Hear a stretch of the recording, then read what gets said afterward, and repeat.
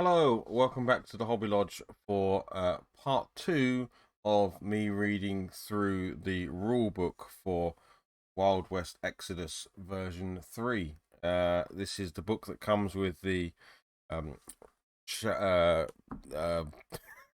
forget the name of the box. Showdown at Retribution is the name of the box. This is the version 3 rule set. So in the previous video, which if I can make appear somewhere I will, else I shall put a link below. Or if you just look back on my channel, you'll find I've done a part 1 reading when we went through the first 22 pages of the rules, and now we're into the second half, of which there's probably just under another sort of 20 pages, but not. I think we'll get through this bit a lot quicker. I think because I don't go into every little thing. I'll get into the things that I think stand out and the basics of the rules, because then a lot of it is then keywords that you're only going to use if they're actually keywords on your characters, for instance, or scenarios that are coming up. So we'll just crack on. But yeah, just a chill out time. Don't have to be listening. You don't have to be watching this. You can be just listening to it in the background. Okay. So a run move. So the last thing we looked at were actions, and we did some of the sort of free actions, some of the fighting, some of the focusing. So now we're into move. So move or run. Movement in Wild Access is determined by a model's quick attribute. So the quick attribute is something that's on your card. Each model in the unit can move up to their quick value as of inches of distance. Example: a quick of 5 means you can move 5 inches. That's a brainer. You can focus. So we talked about focus earlier. Focus adding +2. You can focus a run action to add +2 to any distance. That's great. If you want to choose to use focus, as soon as the run action brings the unit within melee range of an enemy unit, both units are considered to be engaged in combat. Units on stadium bases can either move in a straight line directly forward as normal, or they can using the turn template, and we've seen the turn template as well earlier. Straight line backwards, but it counts as being on difficult ground. When it does so, a unit on a stadium base can spend a run action to pivot on the spot to turn to face any direction, but it cannot move. So if you're on a vehicle, you've got to move. You've got to use a move action to pivot, and a move action again, but it would cost you 2 points now to do an additional move. Stadium bases models use the turning template whenever they want to turn during move actions. The small pips around the edge of the turning plate are called travel points and are spaced 1 inch apart.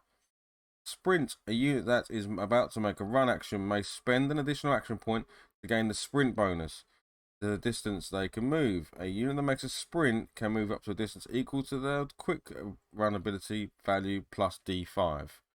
So you just take a D10, roll it, halve it. Simple. This run action may be focused as normal, which would give you a total distance unit can move equal to their quick attribute +2 plus D5. So you can, I'm sure that could mean that you could maybe get, let's say you roll a 10. So you've got a move of 5, you roll a D10. That's you're now at 10 +2 from focus, 12 inches. So that's a good move. Get in move action to embark on a transport friendly unit. So we saw this before. The unit must meet any size requirements. They must be within 5 inches of the transport unit. The unit, they've got to have capacity. So you just use a get in maneuver, but that's still an action to get in. And then get out to leave a friendly transport unit. An embark unit must get a get out action. When it does so, the entire embarked unit is placed in coherency within 5 inches of the transport. So when you get out, you can move within 5 inches of the thing you're getting out of. That's absolutely fine.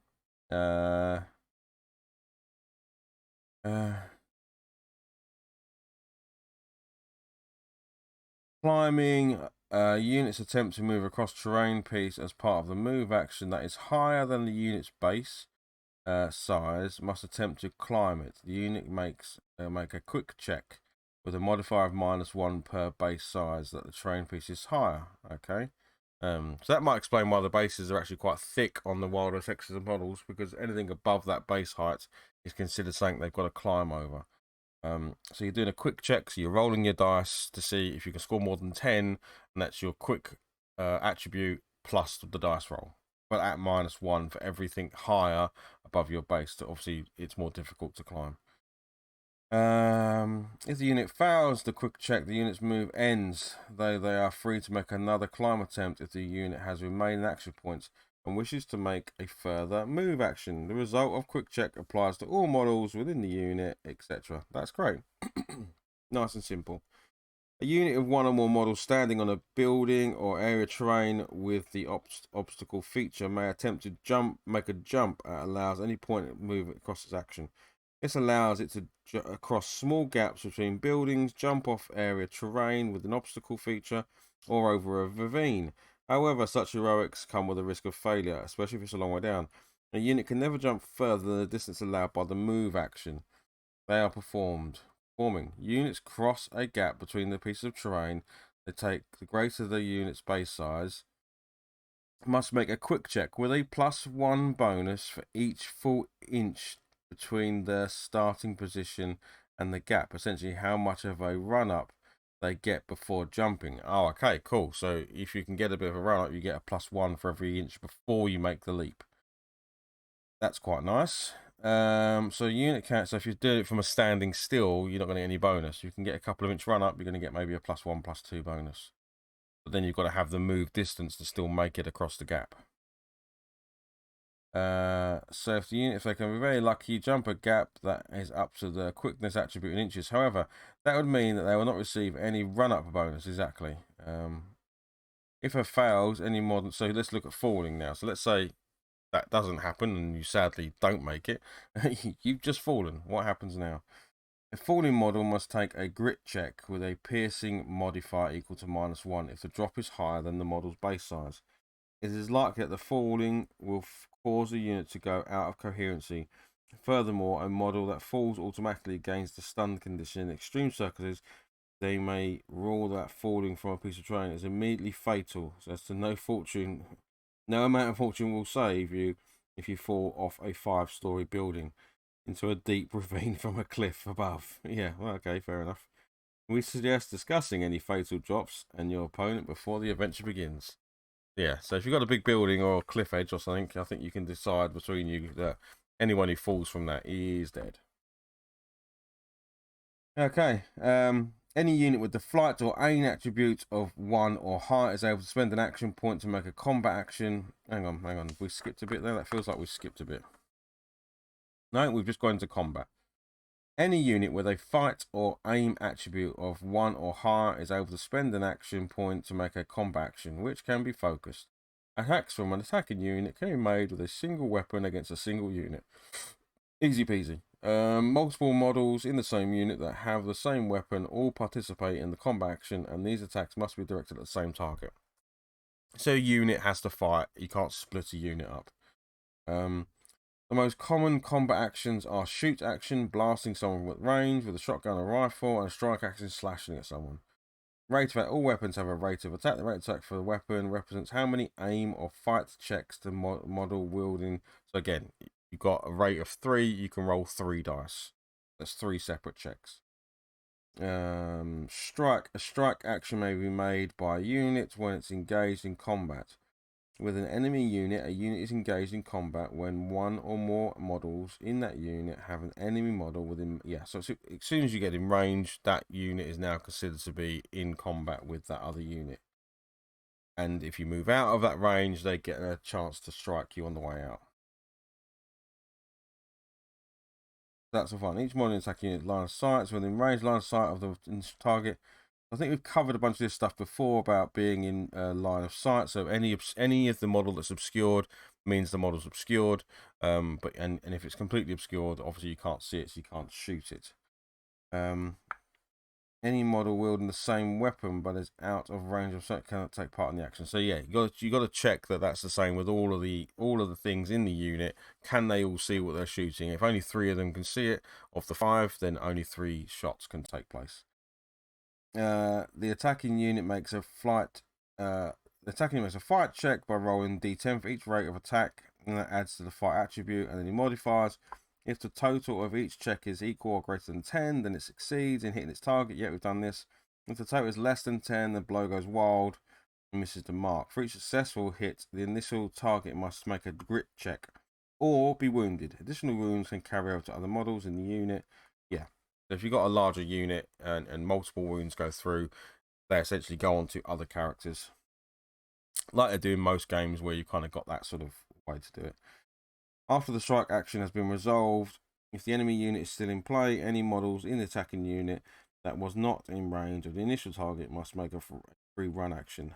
This movement must be up to their full quick to bring them within the melee range of any model in the engagement.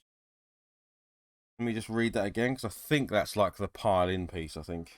After the strike action has been resolved, the enemy unit is still in play, and any model in the attacking unit that was not in range of the initial target must make a free run action. This movement must be up to their full quick value to bring them. So yeah, so as they sort of fight and you kill each other off, you might create a gap. Well, you use a free run action to bring them back into the fight almost, so you can keep in combat. Strike equals D10 plus fight plus or minus modifiers. Target 10 or higher. Yeah, sorted. Common strike action modifiers. If the strike action has been focused, gain +2. Yeah, we know about that. Hunkered. If the attacking unit has the hunkered condition, so we've learnt about that a few times, getting the hunkered condition, it receives a -1 penalty to fight attribute during the action. Size, gain +1 to the attacking unit's fight attribute. So if they're bigger, they obviously get a bit of a bonus because they're bigger and heavier probably. Multiple weapon strikes. A model may only use a single weapon in the strike action, unless they have a special rule that allows them to use more than one. If the model is listed as carrying a second or third melee weapon, then each strike action, the model must choose which weapon to use. Yeah, that makes sense. Shoot. To make a shoot action with your attacking unit, one or more models in the unit must determine an initial target. Yep, they must be able to see it and all the rest of it. Spend the relevant action point cost and declare which weapon is being used. Each model in the unit that is within range and line of sight of the initial target and is wielding the same weapon adds its weapon rate of attack to the action. Models with the same weapon that are out of range of line of sight cannot take part. So exactly the same. Got 3 guys, they've all got laser pistols, whatever. Only 2 of them can see the target, so only 2 can shoot. They've got a rate of fire of 2, so I'm rolling 4 dice. 4 checks essentially. Yeah, then makes an aim check, yeah, for each rate of attack by rolling D10 and modifiers equals, so I need 10s to get it. If I don't get 10s, I miss, and then the other party needs to make a grit check. Important, models may not make or assist in shoot actions if they are engaged in combat. Further, unless the models has a special rule that specifies otherwise, it may not make or assist in shoot actions if it has made a charge action in the same action. Yeah, so that's similar to other games. If you charge, you can't shoot, and if you're in melee combat, you can't shoot, unless you've got a special rule that says they can shoot in combat or something. Shoot equals D10 plus aim plus or minus modifiers, target 10 or higher. There we go. And then you've got focused, so adding +2. You've got obscured, which is -1. And then you've got long range. Attack serves -1 to the aim attribute if the majority of the attackers are more than 10 inches away from the closest model in the target's units. Okay, so yeah, that doesn't matter about the range of the weapon. Anything over 10 inches is considered to be long range. That's interesting because that normally it's done by if it's over the weapon's range, or so, yeah, if the weapon can shoot 30 inches, anything over 15 inches long range. But this is just a straight. Doesn't matter what weapons you're using. If it's over 10 inches away, it's long range, which is nice because that's encouraging. Get in, get close. Size, gain +1 to the unit's aim attribute if the initial target of the action is a unit of size 4 or 5. Okay, so if you're targeting big things, you get a +1 to your shoot, your aim. Yes, an example it gives here. Helios has been trapped between 2 buildings by 3 Ranger Minutemen, and they attempt to finish her off with chase rifles. 2 of the Rangers are 11 inches away. from Helios, but the third is just over 10 inches. However, because the majority of the unit is within range, the Minutemen do not suffer the -1 penalty to their aim attribute for this target. Yeah. Hang on a sec. 2 of the Rangers are 11 inches away from Helios, so those 2 would suffer. But the third is just over 10 inches. However, because the majority of the unit is within range, the Minutemen do not suffer the -1 penalty for the aim attribute from the action. I'm not sure that makes entire sense to me, because it said anything over 10, so they're all technically over 10, because 2 of them are 11 and one of them is 10 inches, which is over 10. It says just over 10. So surely all 3 of them are over 10, therefore all 3 of them would suffer. Let's just go back and check that rule.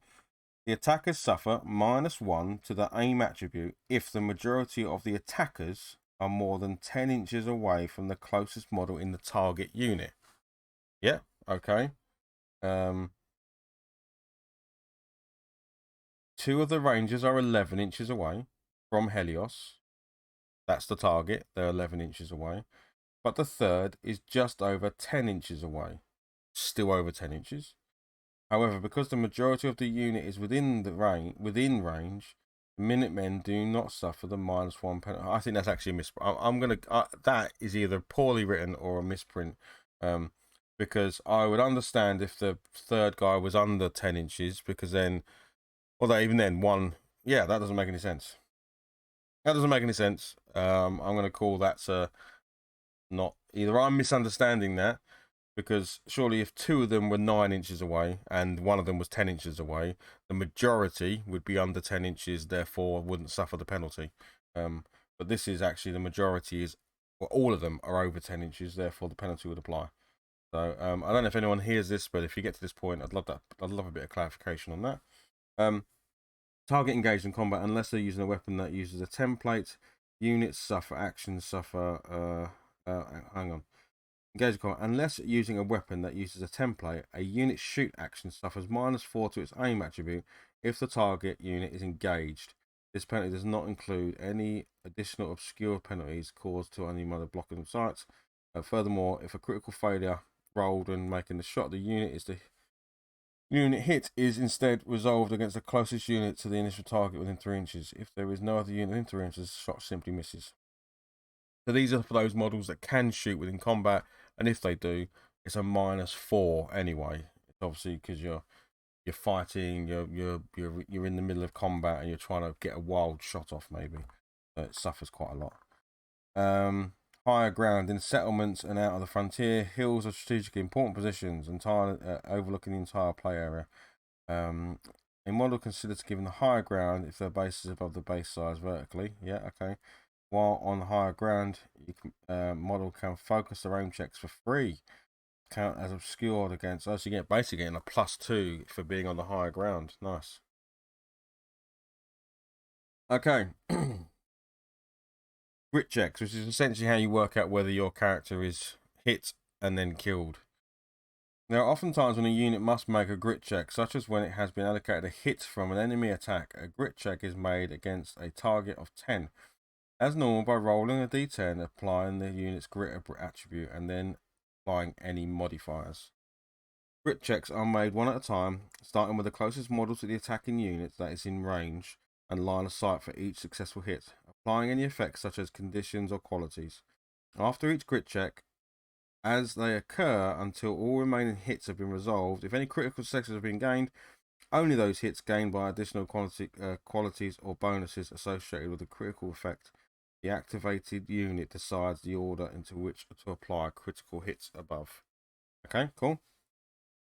If the result is 10 or higher, the grit check is passed and the unit is not considered wounded. If the total is less than 10, the grit check has failed and the unit suffers a wound. When applying wounds, only models that are within range and line of sight of damage source are affected. Obvious? If the initial target has been wounded and removed from play, any remaining hits and associated conditions are applied to the next closest model in the target unit that is within range and within line of sight. So whilst wounds can pass on, those wounds can only be passed on to characters that are still in line of sight. So if the rest of the unit's behind a building, it's only one guy that was stood out in front, at least they are safe. So in those instances, those additional wounds and that could be wasted. Models in the target unit that are within range and line of sight until the unit is wiped out or each hit has been resolved is passed by the grit check. Yeah, okay, fine. A failed grit check may be re-rolled by sending 1 point of fortune. Yeah, we get that.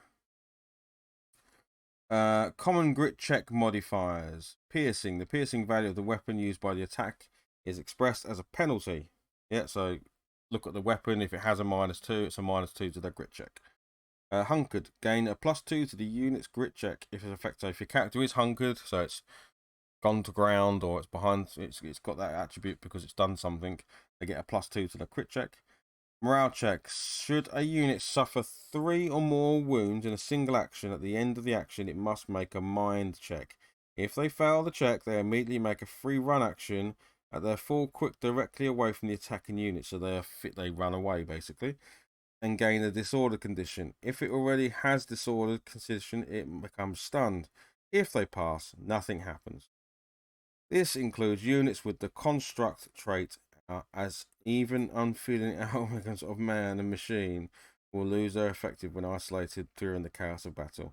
Units that are within 15 inches of a friendly commander can instead use the commander's mind value whilst making morale checks. So they get a bonus from being closer to their boss. Okay, then we're into special actions. So this will really depend on your characters, I guess. Each of these actions may only be made once per unit per round, regardless of action points available to the unit. A unit may make multiple special actions during its activation, but each specific action can only be used once. Special actions may not be focused. Okay. So you've got things like flight, if you have your character's got flight. Hunkered down. A unit may hunker down. A unit not engaged in combat may make a hunkered down special action to gain the hunkered condition. A stunned unit or one with an immobile or machine trait cannot hunker down. Okay. You may not make, so yeah, so if it's a yeah, okay, so they can't go to ground almost. You may not make any further move actions if you have made a hunker down. Ram, a unit with a ram trait may declare a ram action. This is, yeah. So these ones, I mean, there's no point looking at every single one of these because this really will depend on what team you've got and what you're using. But essentially, you've got all of these special actions that will be on your cards. Let me grab one. Let's have a look at what's Smash and Grab got. Grab Smash and Grab. So here's Smash and Grab. So he has got he's got the construct. So that was one let's have a look what else we've got on here actually. Let's do it the proper way. So do we have,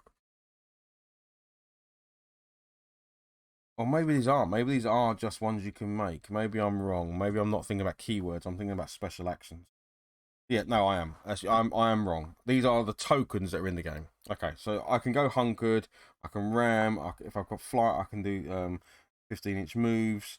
Go on lookout. A unit not engaged in combat may make a go on lookout special. Gain action to gain the on lookout condition, and that will probably mean that if you move in line of sight of that person, I'm sure it will come up in the next couple of pages. Charge. Units within a 1+ fight value. Units with a +1 fight value that have not completed a shoot action this turn during this current activation are able to declare they are making a charge. This action allows the unit to make a free run action immediately followed by a free strike action. Both of those free actions may be focused separately for the usual cost. First, designate the enemy. Okay, so that's a classic kind of charge. You move and fight. I assume, what's the distance? First, designate an enemy unit that is within line of sight. Yep, the activated unit then makes a standard run action. Okay, so it's move, focusing or not focusing, etc. except that the whole unit must end its movement closer to the initial target than it was at the beginning of it. Any model passing through an area of terrain during its run action must immediately pass a quick check or gains disorderly, so they go over rough ground at the end of the charge. Any model failing its quick check cannot take part in the charge's first strike. In the charge's free strike action. If they fail the quick check, they make the charge, they just don't fight at the end of it. After the run action, any models in the unit with melee range of the initial are considered to be engaged. The unit may immediately make a free strike action. If no model in the end of the unit ends its run action within melee range of the initial target, it has failed the charge action and must immediately pass a quick check or the unit gains disordered. Cool. Okay. Right, reactions are a free type of action that are triggered by another action taking place. They are most commonly taken outside of the activation and are always taken by the opposing player units in reaction to an action made by one of your units. You may only make one reaction to any action, and you cannot focus a reaction or make one whilst hunkered. So again, if you're hunkered, you can't make reactions because you're basically you're hunkered down. You're trying to not be hit, shot, seen, whatever it is you don't want to be done. So you can't be reacting. As soon as a reaction is triggered, put it for react. Yeah, that's fine. So you get to the action immediately. Any model that is forced to platform any blah blah blah. Any model that is forced to perform an action by another ability is unable to make reactions for the duration of that action. Yeah, so you're going to react once with a unit. You can't go, well, I'm going to react to that, and then I'm going to react to that, and then I'm going to react to that. With different units you can, but not with the same unit. Some abilities on cards are reactions, and they will be labelled as such. For example, Even in Death reaction, or the Quick and the Dead, see page 12. Models can also spend fortune to trigger some reactions. So these are ones that are available to everyone by the looks of it. So you've got Backstab. A model is considered to be engaged while it is within melee range of an enemy. If a model moves out of melee range, or an enemy model its risks being struck in the back, a model can make this reaction against the first enemy model that leaves its melee range. Each activation make a free strike action against the enemy model. So if they try and move out of melee, you get to give a free strike. Give them hell. Should a unit with the on lookout condition be declared as the initial target of a combat action by an enemy unit, it may immediately give them hell reaction. At any point during the enemy's unit's combat action, the unit on lookout will make a free strike action or a free shoot action against them.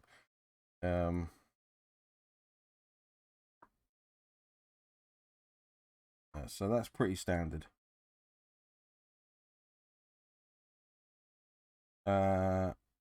If a unit on lookout does not wish to make a free strike off action, instead wishes to hold their nerve and not react, they're on the lookout for future, it must pass a mind check. Right, okay. If it fails, it must make the free combat action as normal. That unit, if it passes them, so you can put your guy on lookout. I then choose to shoot that guy. That guy can shoot me first, or he can hold his nerve because actually he doesn't want to shoot you. He wants to wait to do something else, but he has to pass a mind check to do so because, yeah, his natural reaction would be to shoot you first. And if he fails the mind check, then he pulls his pistol out and tries to shoot you, whatever, yeah.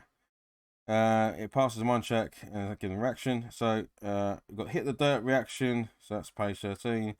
Taking one for the team, that's where you chuck someone in front of you. The Quick and the Dead, and Veteran Instincts, where I think you get to attack first if you're a veteran. So these are all things that have been described earlier in the book.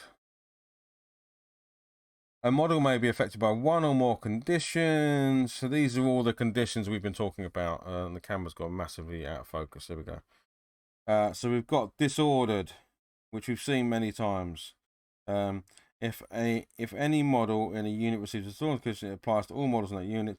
The unit loses the on lookout condition if it has it. Further, the unit has its limit reduced by 1. A unit would lose the disordered condition at the end of their X activation unless they are out of coherency. In which case the disordered condition continues. If the unit should ever gain the condition again by immediate disorder, it instead immediately becomes stunned. So disordered, you're not as good as your actions. So you're going to lose 1 from your action limit. So yeah, you obviously don't want to get that too many times. We don't want to get that ever, really, if you can help it. But I'm sure it's probably one of the most common things that happens. Hunkered. A unit that is hunkered, usually from making a hunkered down action, gains +2 to their grit attribute, so that's great, and is considered to be obscured if the attacker is further than 3 inches away. However, they suffer -1 to their fight and aim attributes, -2 to their quick attributes. Yeah, so of course, if you're hunkered down, you're going to find it harder to shoot and fight, and you're not going to move as fast. But you're getting +2 to your grit, so if someone's shooting at you, you're much happier.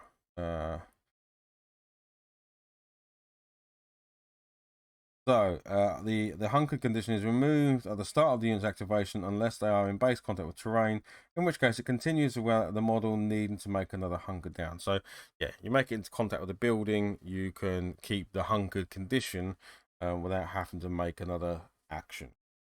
Hazard. Until the end of the next turn, models affected by hazard cannot make special or free actions, including reactions. The model loses the hunkered condition if it has it. The model must take and pass a grit check at the end of its activation before regaining any fortune, or it is wounded and the hazard condition remains. If it passes a grit check, remove the hazard condition from them.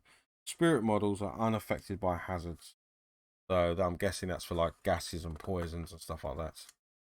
And then you've got stunned. So I know stunned is one that's come up a few times. A model affected by the stunned condition suffers a -1 penalty to all attributes. Okay, fair enough. Excluding limit. So if you get, that's when if you got this one twice, if you got disordered and then disordered again, you'd become stunned, which is a -1 to everything on your card, being all of these lovely things here. So -1 to everything that's on there. Get a bit more light on here, I think.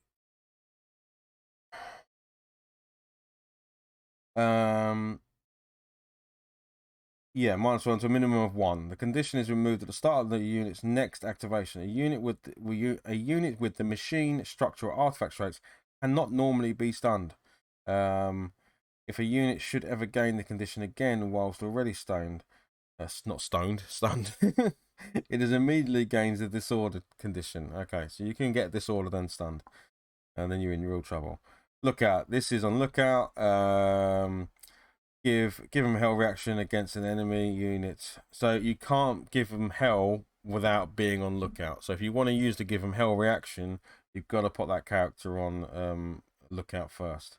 The on lookout condition is removed at the start of a unit's activation, or if they made the give them hell reaction. Okay, cool. Right. Now we're into sort of like setting up your table and stuff. So this is more the game playing. So I don't think anything here is going to be too groundbreaking from anything you may have experienced before with this sort of stuff. So I reckon we can probably whiz through this a little bit. So,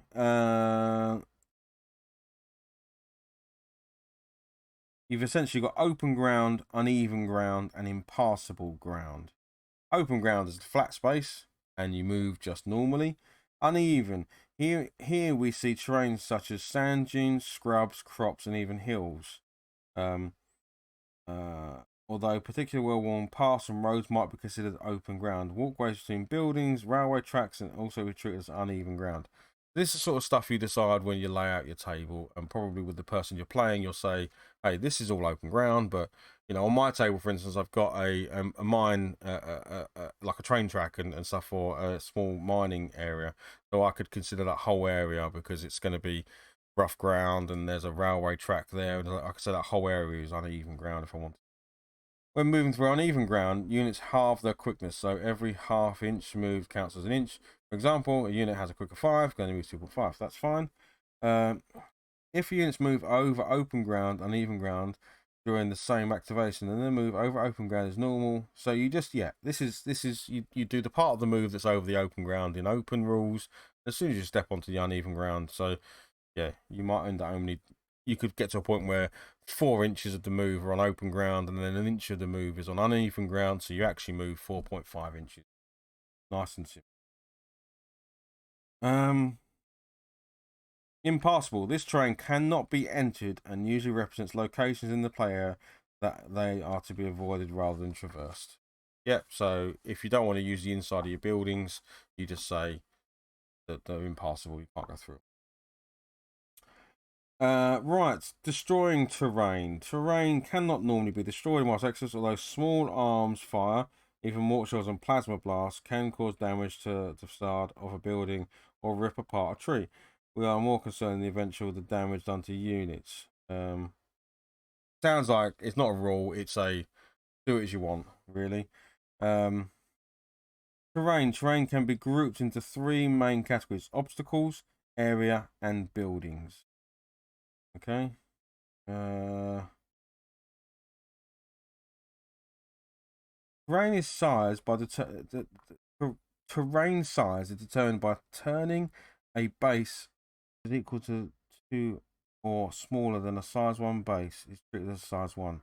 Terrain that is taller than a size 5 base blocks line of sight to all models. Okay, so you're basically putting a model on its side to look at how big it is compared to an actual piece of terrain. Line of sight, we've kind of covered this before. So the obscured piece. One of the events, so you had that kind of, remember earlier in the book it showed you like this sort of corridor of sight, and anything that breaks that corridor of sight, which is the width of the base to the model you're looking at, anything that breaks that corridor essentially gives the model obscurity. Models in base contact immediately gain the hazard conditions. That's dangerous. Impassable, no models can be deployed. Steep, we've got models must successfully make a climb action to cross the terrain upwards or horizontally. So we've got that uneven, half the distance. Obstacles, area of terrain, whole bunch of things here. So rivers, cliff face, hills. So it just basically tells you if you were to put these in your table what they might be shown as. So here you go, a tar pit is uneven and dangerous, and dangerous means that they would get the hazard condition if they were to get into close contact with it. So yeah, I think this is more just describing now what you can use to make up your table. So I'm not going to go through all of this. I think this is pretty obvious. And as you put this on your table, you could just give it a bit of a read. There is portals here. Crikey, I don't know if I'm going to get into portals, but you know, there is rules there for doing that. And then there is weapons. So we've seen this before, the melee and the ranged weapons icon. This just tells you on the card what these things can do. And then these are all the keywords for this. Yeah. Loads more keywords depending on what's on your weapon.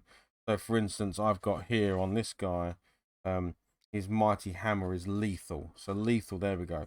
Lethal. Successful grit checks against hits from this weapon must be re-rolled.